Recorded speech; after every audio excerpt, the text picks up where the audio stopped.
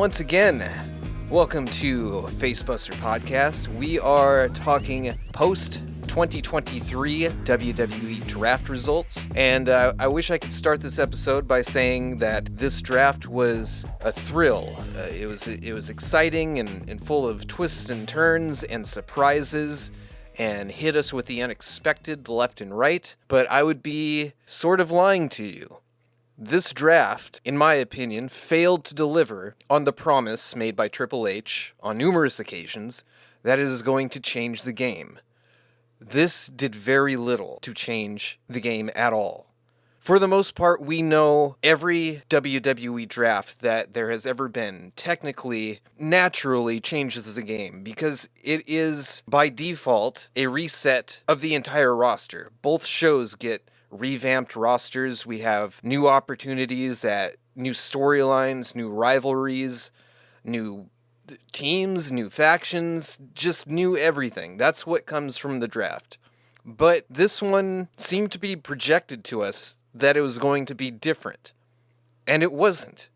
It was the same thing that we've gotten each and every draft. In fact, maybe even lacking some things that we've had in drafts previously. There were no trades. Little nuances such as that. It was very straightforward and lacked surprise. It lacked the unexpected. The entire 2 nights I was watching this draft take place, I kept expecting something to pop up and be like a wow, holy shit kind of moment. And we didn't get that whatsoever. Instead, this was a pretty standard WWE draft. Which, listen, as it is, the draft is always exciting. Okay, because it means change. It means completely resetting the landscape of the Federation as it is. But the way it was presented to us, I expected more. As I've mentioned before, this is another first under the Triple H creative regime, right? We had the first Triple H SummerSlam, which was great. We had the first Triple H Royal Rumble, which was good, but it lacked the surprises we're accustomed to seeing in the Royal Rumble. We had the first Triple H WrestleMania. Again, very good, but still kind of lacked a little bit of the unexpected element. The first kind of Triple H post-WrestleMania Raw, which we all know the story behind that. It wasn't entirely Triple H's creative project that night, but this was the first Triple H draft, and with each of these firsts under Triple H, we've all come to expect something different, something with a few more twists and turns and added elements. But as a few of the previous big events for WWE that have been the first under Triple H's control, it left a little bit to be desired. And I'm just speaking personally. It's exciting that the draft happened. It's always fun to watch. Even back in the Vince McMahon creative control days, it was fun to watch. Because it was new possibilities, completely new terrain. It was shaking things up, But it did what it typically does, but beyond that, nothing really shocking or exciting. The one thing that I was looking for, and that seemed to be set up on the first night of the draft, was the split of the bloodline. As if you had listened to my previous episode predicting the WWE draft, my major prediction as far as the WWE draft was the split of the bloodline, in that Roman Reigns, Solo Sikoa, and Paul Heyman would be drafted together, which did happen, but that the Usos would be drafted onto another show. I predicted Roman and Solo and Paul Heyman to go to Smackdown, and that the Usos would consequently be drafted to Raw. Did not happen. In fact, the Usos on night 2 were drafted to SmackDown with the rest of the bloodline to very little fanfare. And it was almost like it was glossed over. It was like, yeah, okay, SmackDown takes the Usos too. It's fine, bloodline's together.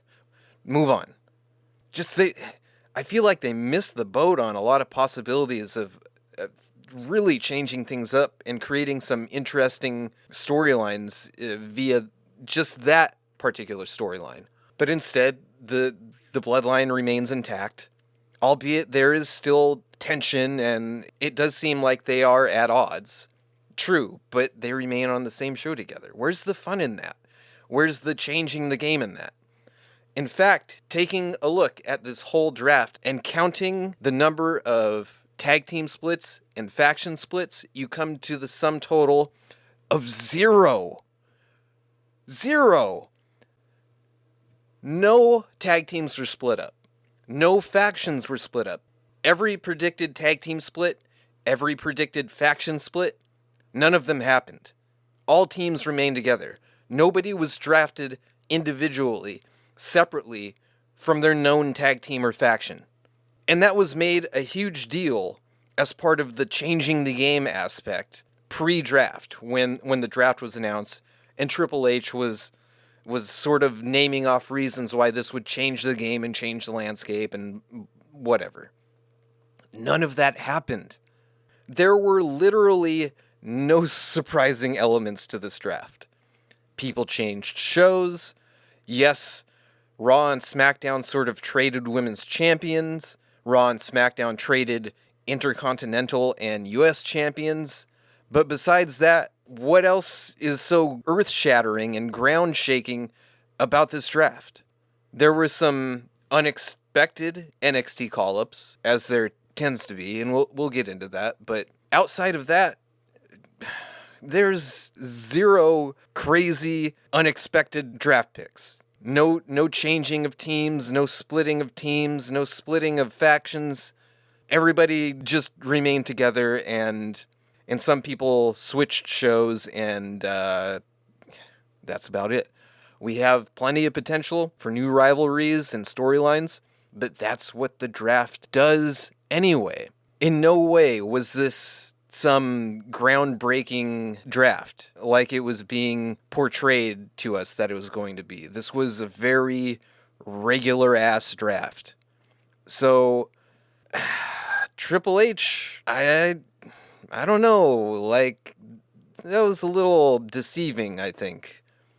And of course, that's what wrestling companies do all of the time, and we just accept it. Like, they make a big deal out of something only to have it sort of fall flat and be what we should have expected it to be. This, I hate to put it in the realm of like a Dixie Carter announcement or a Tony Khan announcement where it's like, this is going to change everything. What I have to say is going to change everything. Tune in next time to find out about this huge announcement that's going to blow your mind.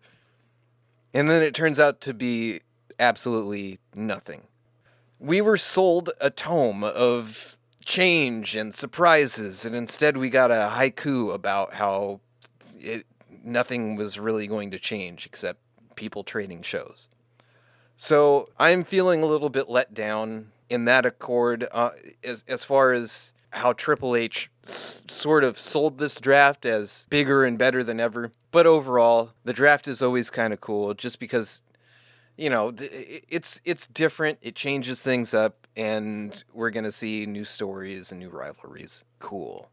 That's what we expect every draft. That's what it's for. To shake the stale out of the product, to present more opportunities, and to give new people a chance to be put in the spotlight and be given relevant storylines. And I don't know, man. As far as the schematics of it go, the logistics of it, just looking at it on paper, the new revamped SmackDown roster looks very top-heavy. It looks very top-heavy and it feels slightly empty. It's full of tag teams, it's full of factions, so they cover their numbers there, but it just feels a little light. It feels heavy at the top and just light in the middle and the bottom. So it's going to be interesting to see how they manage things on SmackDown. Of course, they don't need as big of a roster. It's a 2-hour show, as opposed to Raw, who, they need a more full roster for a 3-hour show.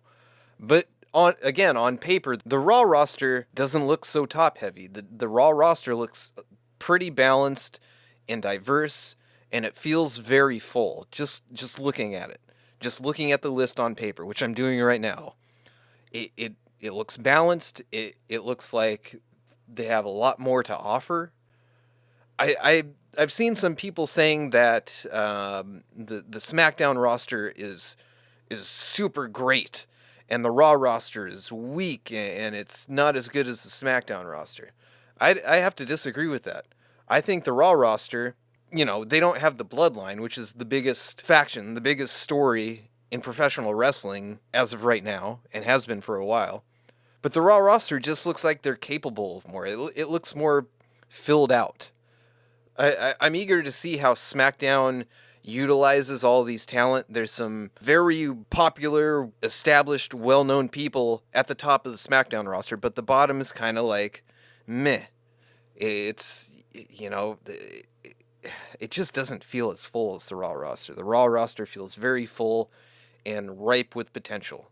And the SmackDown roster, again, just looking at it on paper, feels unfinished, right?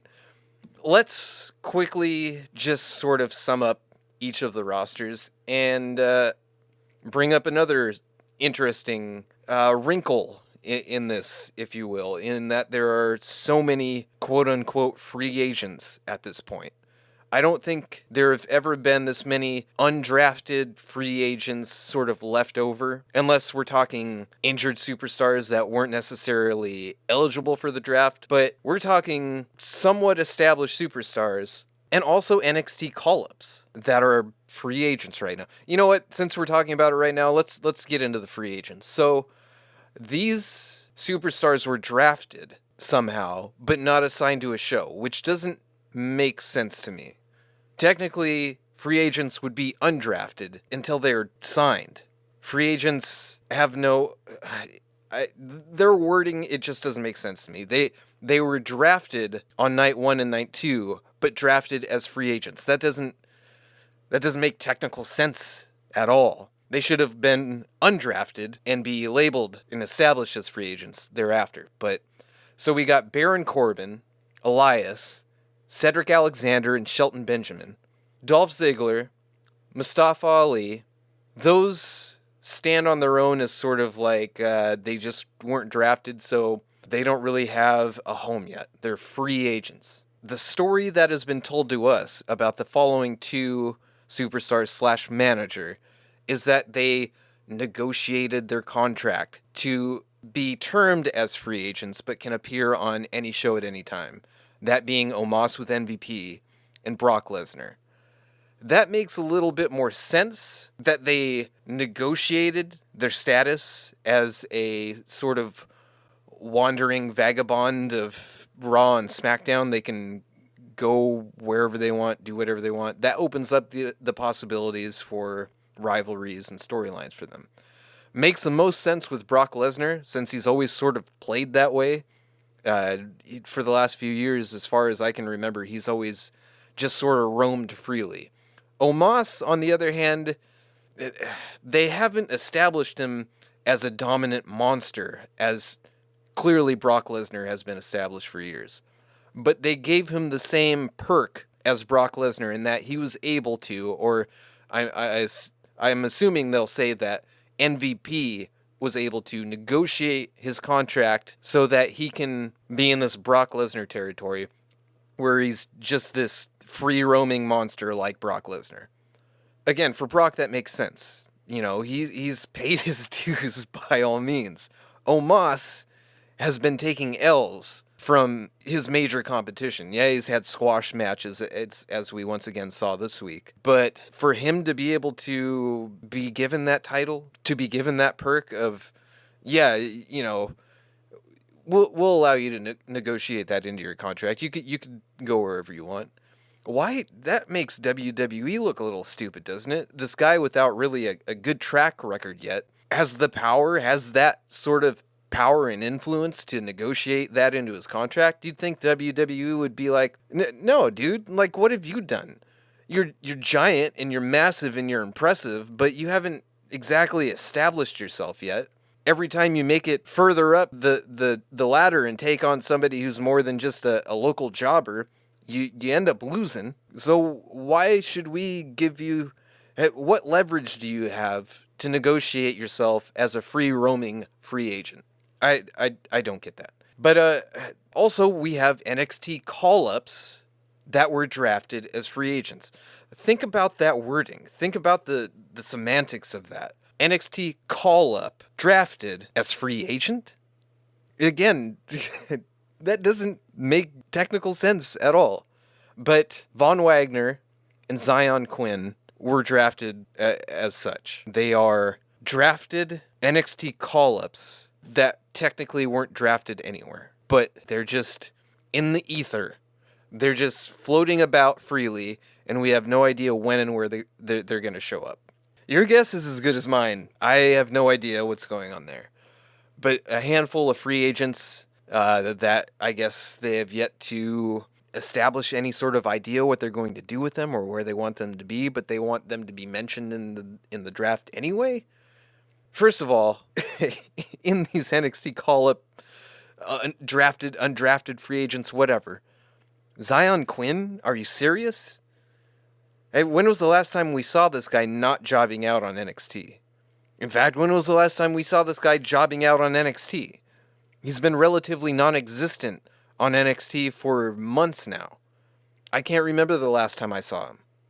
I do remember that the last time I did see him, he was jobbing out to somebody. He must have really impressed in the Performance Center behind closed doors where none of us could see. But for whatever reason, this guy who did jack shit in NXT is being called up?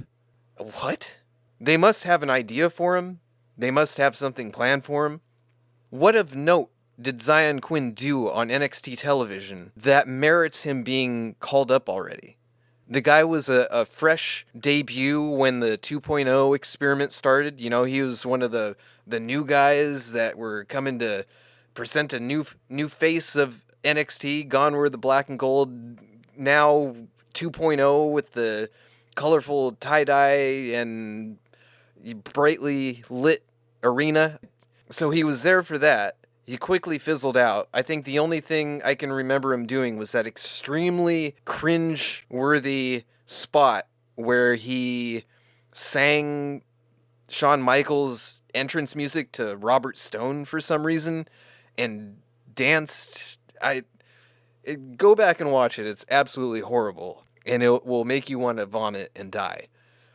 But besides that, this guy's done absolutely nothing. And yet, here he is, called up to the main roster. Von Wagner makes a little bit more sense. He has had somewhat notable rivalries in NXT, not really to much success. In fact, the last thing he was really doing on NXT was pissing off Robert Stone because he wouldn't open up to him, and he kept losing. But I guess they've got something for him.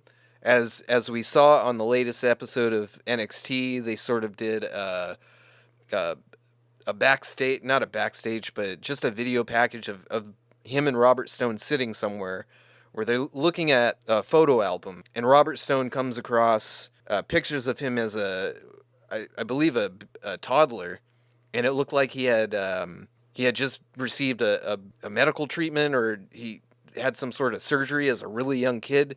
And he asked Von Wagner about it, and Von Wagner shuts him down, and he doesn't want to talk about it. So I don't know if that's sort of alluding to a potential babyface thing where he garners sympathy for having had to come up and grow up as a kid and deal with health issues. And, that's something that they sort of utilize when they're gearing up for a babyface run like that. It's something to garner sympathy, something I grew up and had to deal with this. I had health issues and all that good stuff. So at least there's maybe something in place for Von Wagner, but I guess we'll see.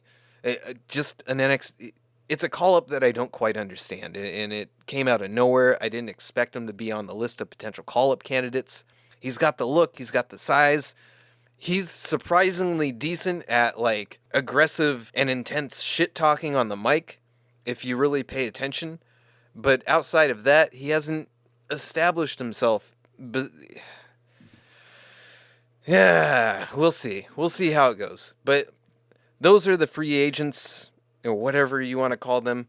Let's go over the full rosters for each of these shows.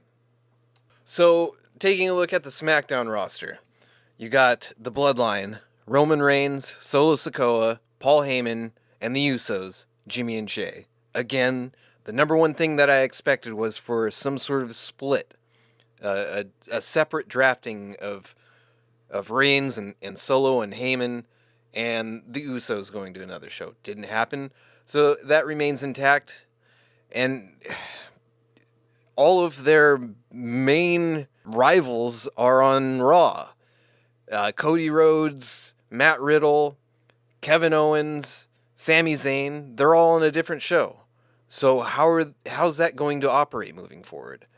Are they telling us in a way that there's going to be a bleeding over between these shows, that there's going to be rivalries spread across Mondays to Friday nights? Because that would be cool.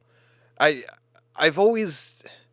Look, I've never been too big of a fan of the brand split. Back in the day, when it first started, it made sense because it created a sense of inter-show rivalry, of Smackdown versus Raw, and that absolutely was a story they were capable of telling back then. But now, knowing how things work in the WWE and seeing how they've sort of made up, honestly, some shitty ways that shows can share superstars, like the previous rule of being able to appear on the other show a certain amount of time, whatever, that whole debacle, which was garbage.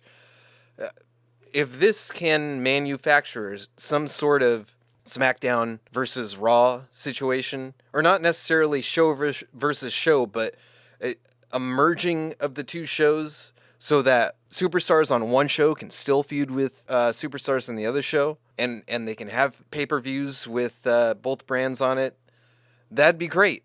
That would create more possibilities, so as to not create absolute isolation on one show for all of these superstars. If we can have inter-show rivalries, that would just bring more possibilities to spice things up a little, so that superstars aren't stagnated and pigeonholed on one particular show with one particular set of potential rivals. It would just open things up a little bit. So outside of the Bloodline, we got Bianca Belair, the Street Profits.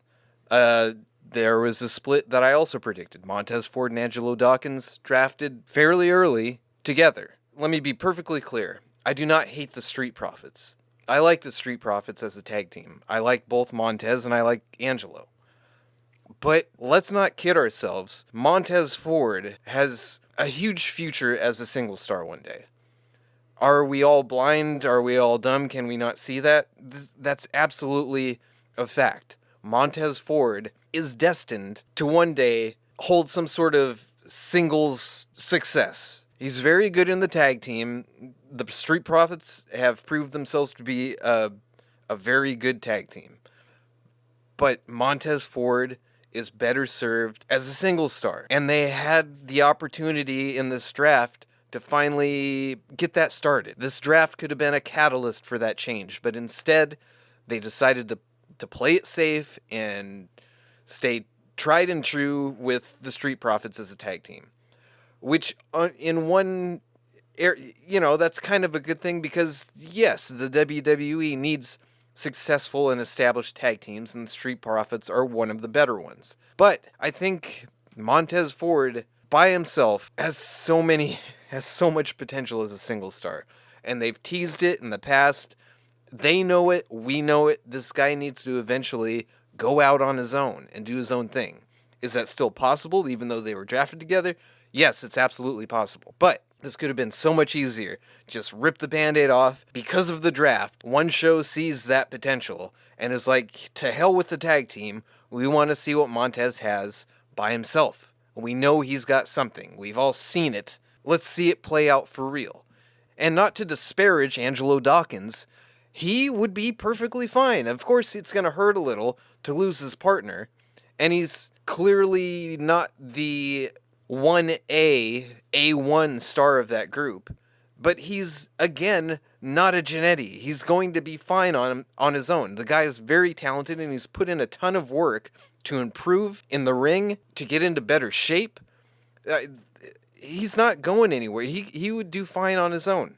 But keeping them together is I don't think it's helping either of them. It's going to help them be a better tag team, obviously, and they can accomplish more in the tag team division and accrue more accolades in the tag team division this way, but yo, split them up, see what you got, and if it doesn't work, you could bring them back together later on down the road.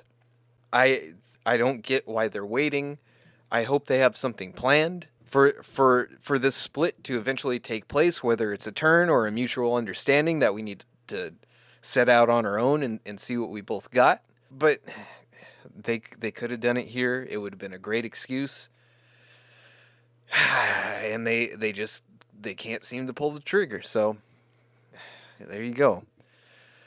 We got Edge, Bobby Lashley, the OC with AJ Styles, Luke Gallows, Carl Anderson, and Mia Yim. So they kept that entire crew together, and it was cool to see AJ Styles back. That I hope they decide to do something with this entire group instead of just sort of meander about with them and not really elevate them. They brought Gallows and Anderson back for a reason. I hope it's to establish them as a more dominant group. The OC has never really taken off to me, but I hope with AJ Styles back, potentially rejuvenated, Luke Gallows and Carl Anderson sort of returning to relevancy with AJ Styles coming back. You know, they were brought back to great fanfare, and then it sort of fizzled out because AJ Styles got injured pretty early into Gallows and Anderson's return, and the OC was written off a little bit. And then we saw Mia Yim absolutely floundering without her OC buddies keeping her afloat. She was last seen jobbing out to Chelsea Green and Sonya Deville with Candice LeRae. So hopefully it means something more relevant for her to do. But the OC back together looked good from what we saw when they beat the shit out of the Viking Raiders. Damage Control, Bayley, Io Sky, and Dakota Kai. Another split that I had hoped for and predicted. It does appear that they are still teasing dissension and a potential split of Damage Control despite them being drafted together. And I guess, in the long run, it would make sense for them to continue to be together until they ultimately implode. Them being drafted separately would sort of eliminate the need for them to implode on themselves. They would just separate them. And I guess it would be better if they stay together right now, were drafted together right now, and slowly, blew up themselves, and then they would be on the same show to potentially rival each other. And I guess in hindsight, that makes for a better story and potential stories moving forward, if they do indeed decide to split up Damage Control, which I am still praying for. NXT call-ups, Alba Fire and Isla Dawn. Let's talk about that for a second.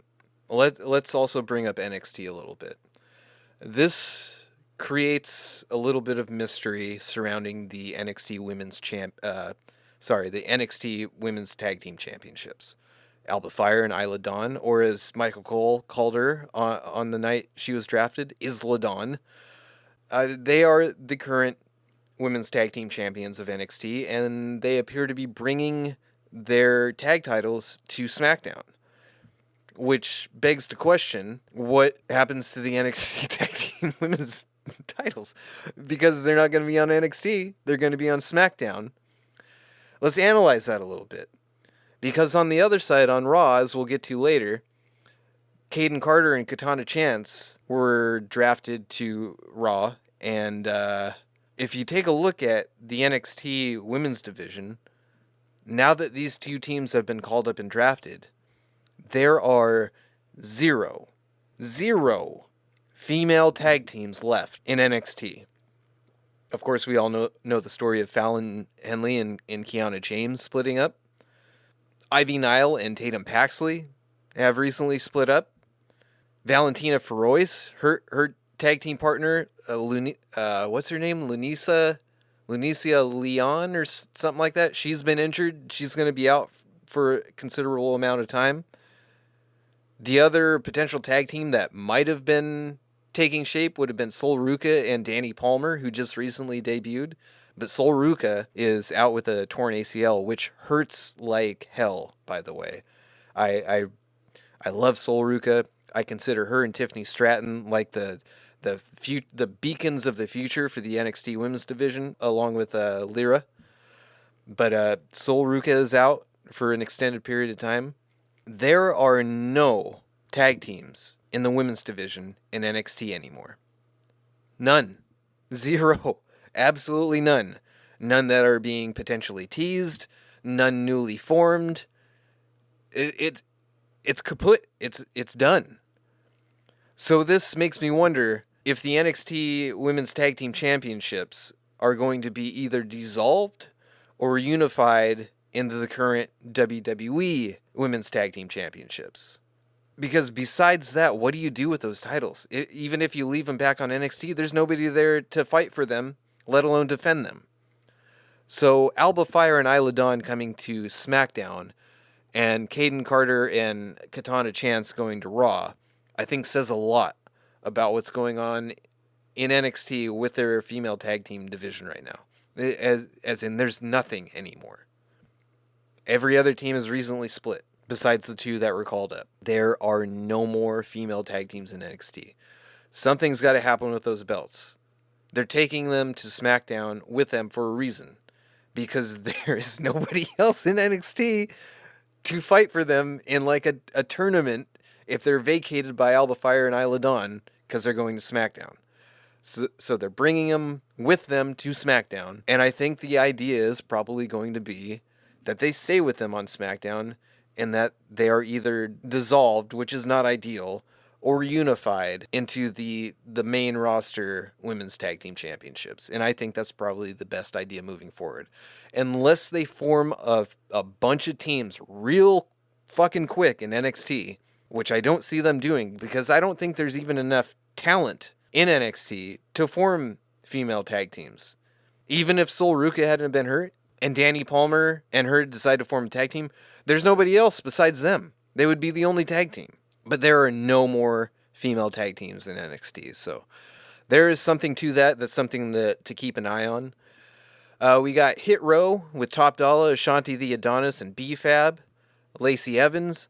Austin Theory bringing the United States Championship to SmackDown.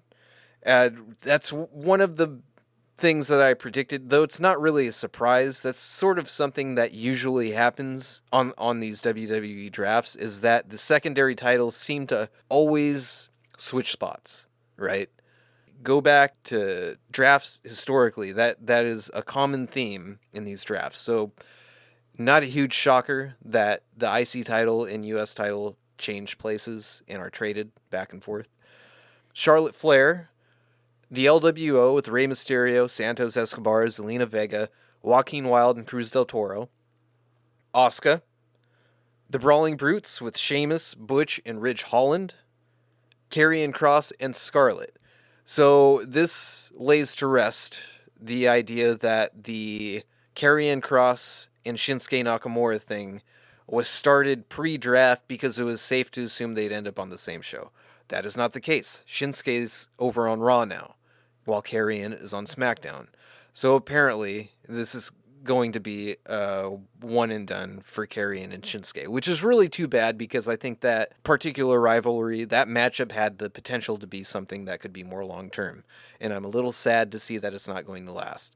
Unless, what we spoke of earlier, where there's potential rivalries across brands, as in with the Bloodline and all of their rivals moving to Raw. Maybe Karrion Kross and Shinsuke continue their shit across the border of these shows. Yet to be seen. LA Knight staying on SmackDown, which is surprising to me because LA Knight was my top change of scenery candidate. LA Knight has been taking L after L after L after L. After all that lost buzz going into WrestleMania where he should have had a spot, but he had no spot. Just a bad losing streak. He finally pulled one out the other night. I forget against who. Butch. It was Butch. He finally got a win against Butch, which, okay, finally. But I really saw LA Knight being drafted to SmackDown, switching shows, getting a change of scenery, and being bumped up. But him being on this sort of minimal roster on SmackDown might give him more of an opportunity to get more spotlight, to be showcased more. As I said, this roster is very top-heavy, so LA Knight could very easily find himself towards the top of this roster as far as pecking order goes.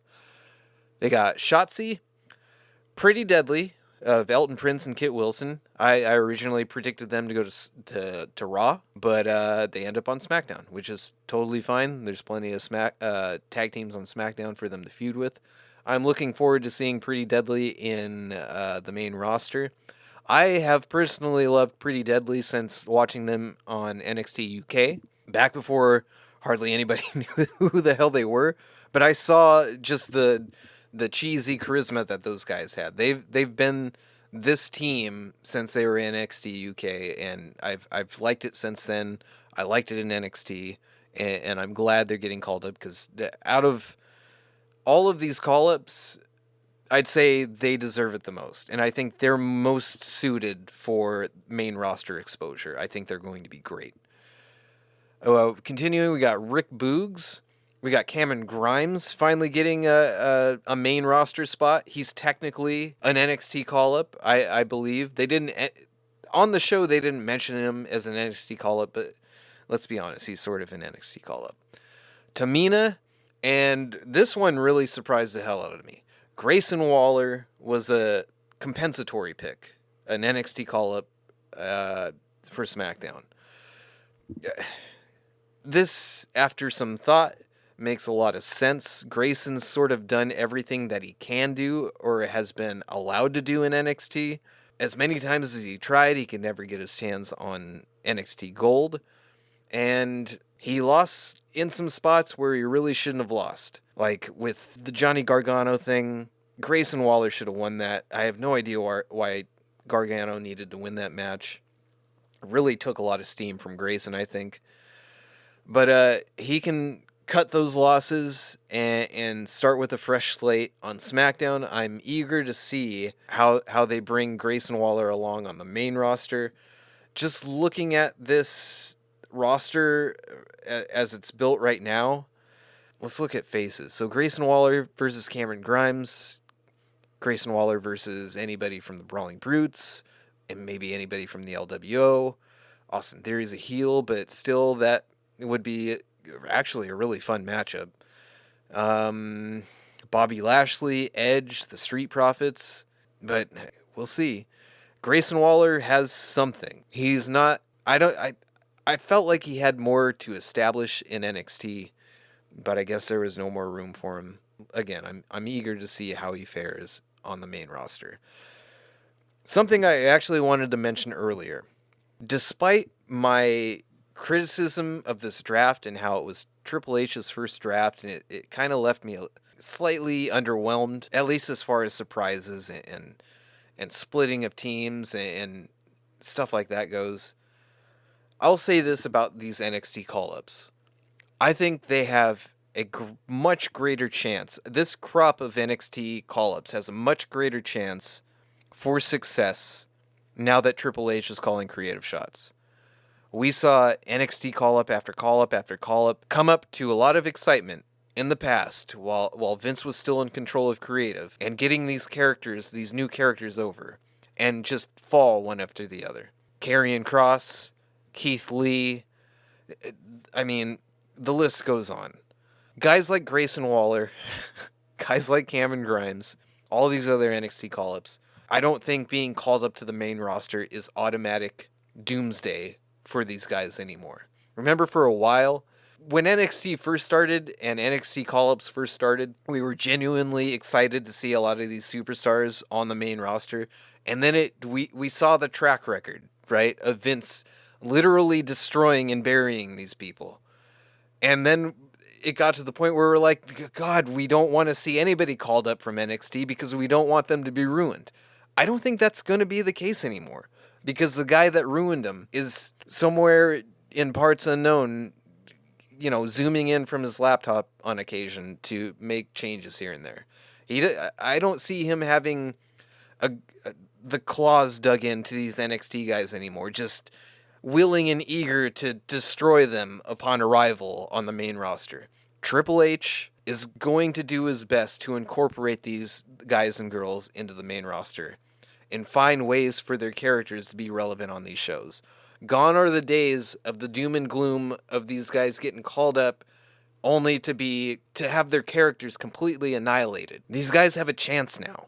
With Triple H running creative, NXT call-ups are no longer oh god, no.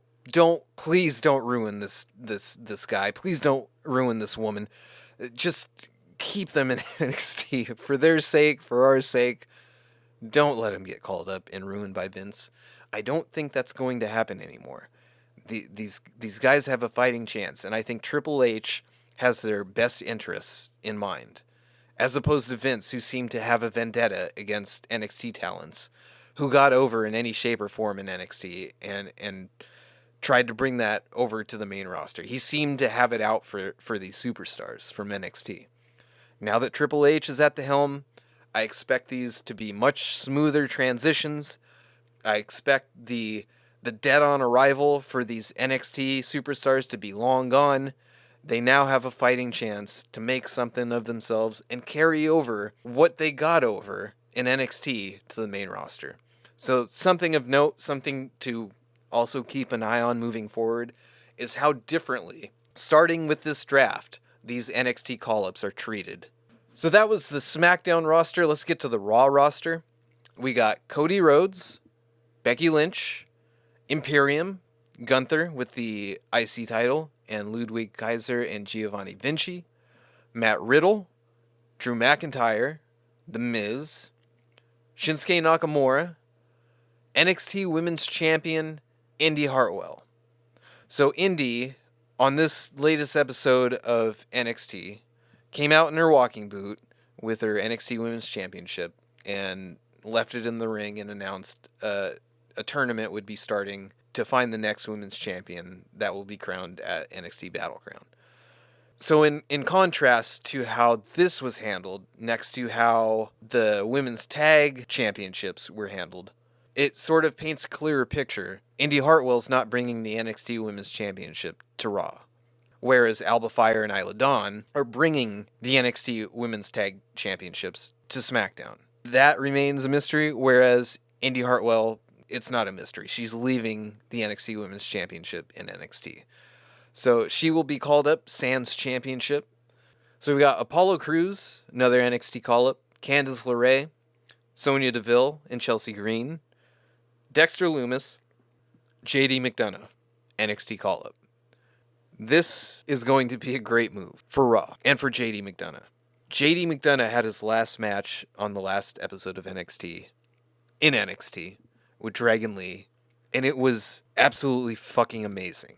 JD McDonough is so, I feel it has been underrated for a long time.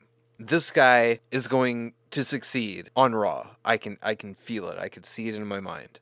They're going to play up this expert at anatomy angle. He's going to be like somebody that operates on a surgeon's level of precision. He's going to maintain that persona in that character, and it's going to just pass with flying colors on the main roster. This guy can make anybody look good, and when he's with somebody else like Dragon Lee, somebody else who is just magical in the ring, the result is amazing, as we saw in NXT this week. JD McDonough to Raw could be the most underrated draft pick of this entire draft class. Not to mention the most underrated NXT call-up, but the most underrated draft pick overall. This guy is something else, and I can't wait to see what he does on the main roster. If you haven't seen it, you gotta watch the JD McDonough versus Dragon Lee match on his last appearance on NXT.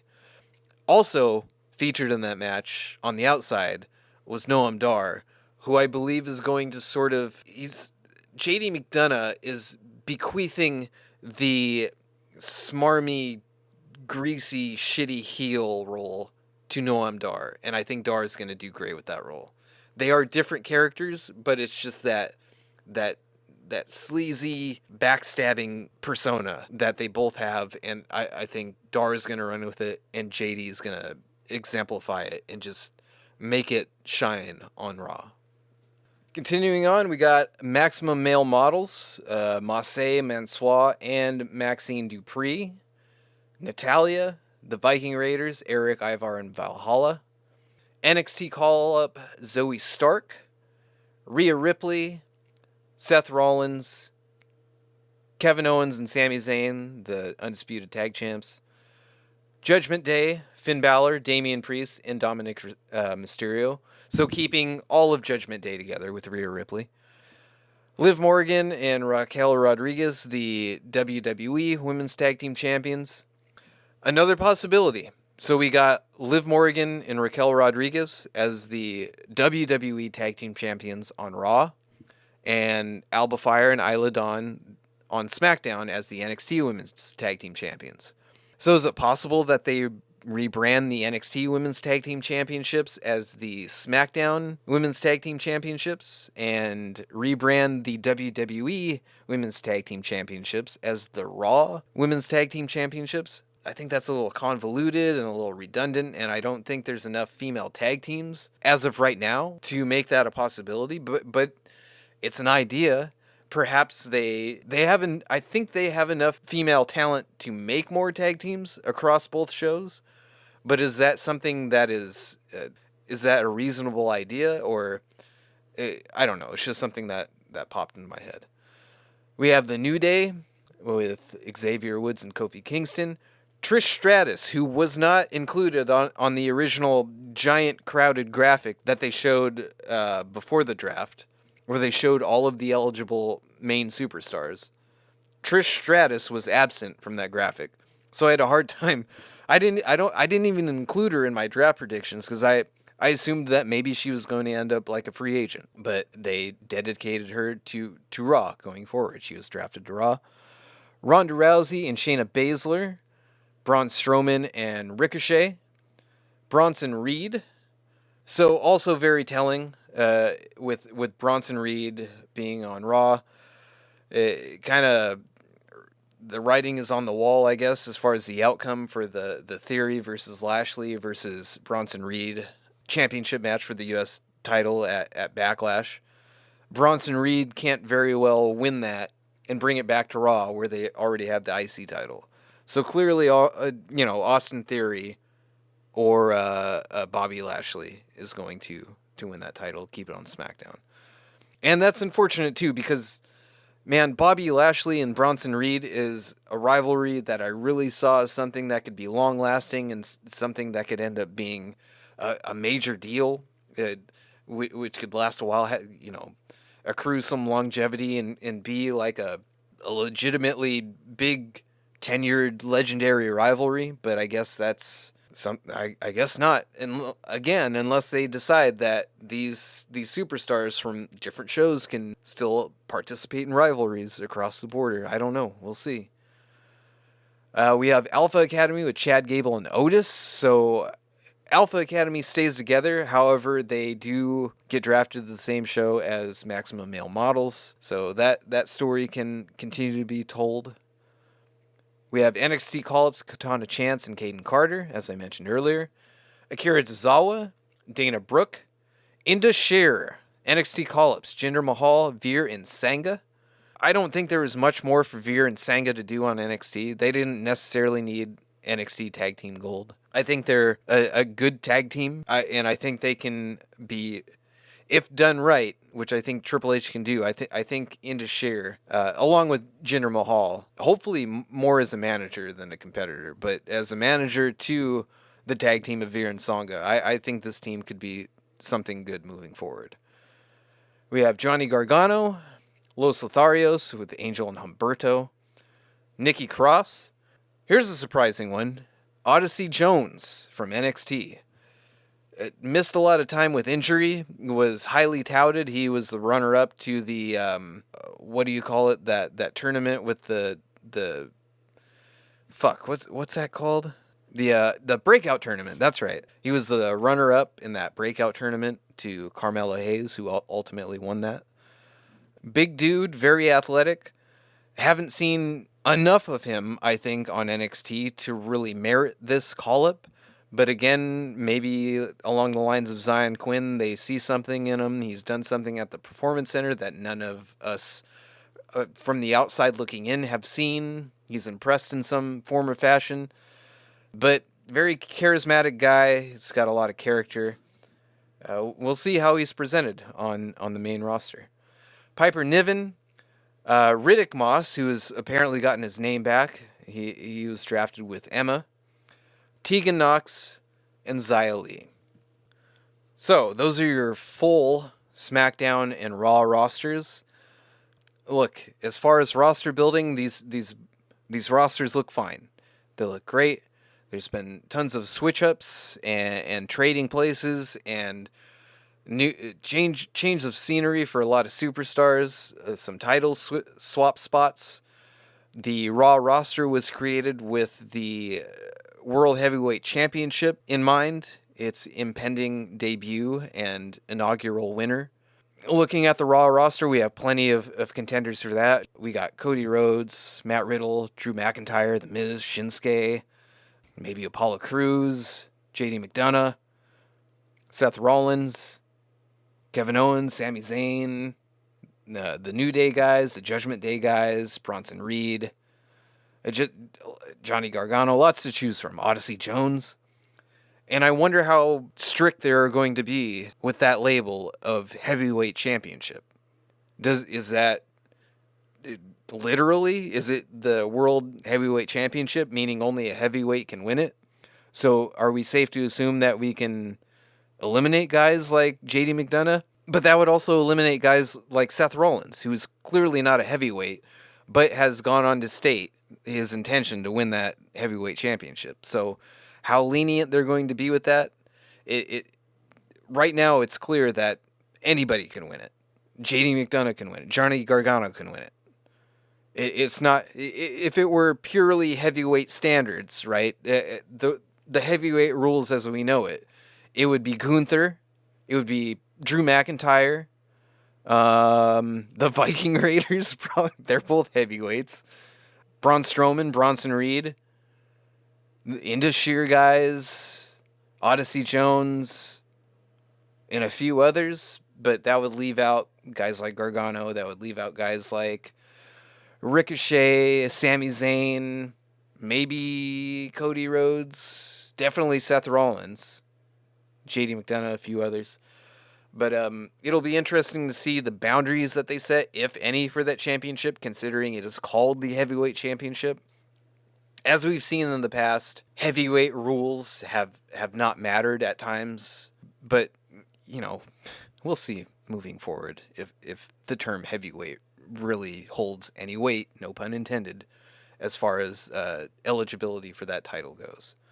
So that was your draft. Again, no teams broke up, no factions split up. It was pretty straightforward, no bloodline split, no solo Montez Ford, no shocking surprises.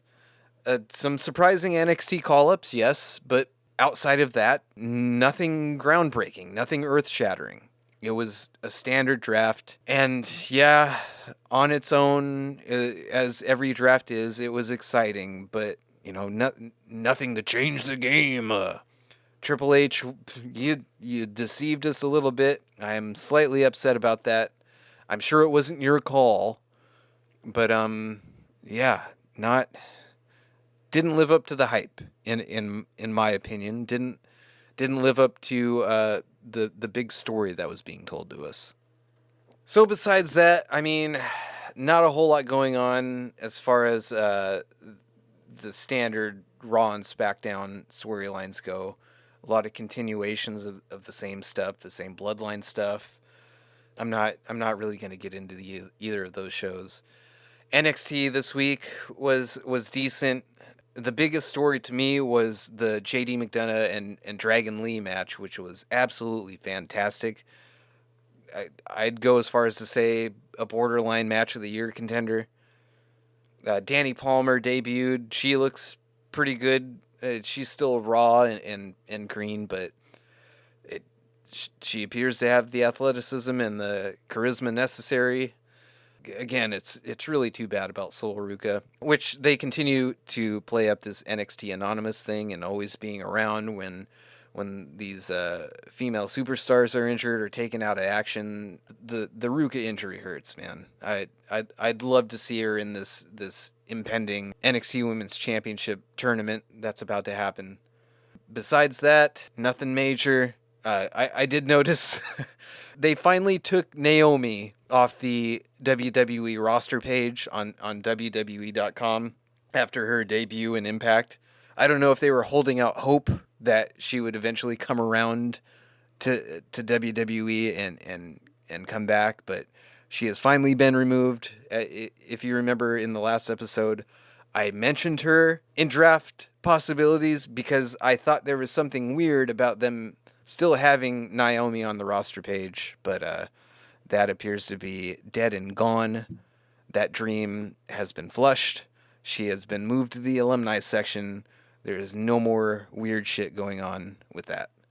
So yeah, I mean, that's going to do it pretty much for tonight. I just wanted to talk about the draft, about the results, about the hits and misses, about the new roster layouts, the lack of surprises, my tad bit of disappointment in the whole thing, the NXT call-ups, potential new rivalries, and storylines moving forward. I'm going to do a show later in the week before the weekend, and we will get into Backlash predictions and maybe some other news and tidbits.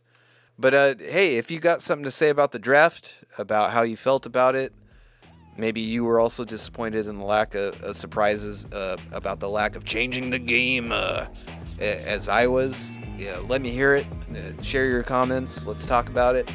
But for right now, that is all I got for you tonight. I will see you later on this week. We will talk Backlash and some other stuff. Thanks again for listening, and thanks for tuning in to the Facebuster Wrestling Podcast. I'll see you all later. Take care.